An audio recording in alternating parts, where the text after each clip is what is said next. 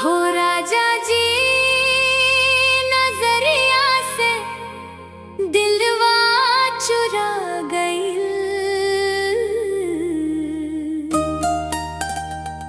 तोहरे हंसी पर दिलवा हमारा गई।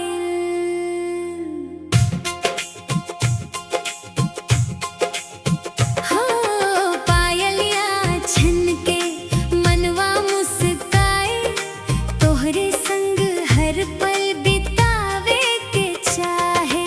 आजा बलमुआ हाथवा पकड़ ला, दिल के बात आज खुल के कहला। प्यार के रंग में रंगा दा सजना, तोहरे बिना सूना लागे सपना।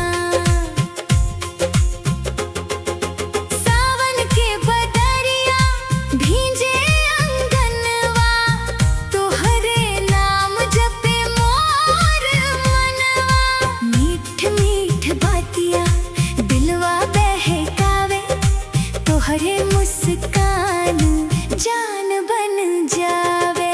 आजा बलमुआ हाथवा पकड़ ला, दिल के बात आज खुल के कहला। प्यार के रंग में रंगा दा सजना, तोहरे बिना सूना लागे सपना।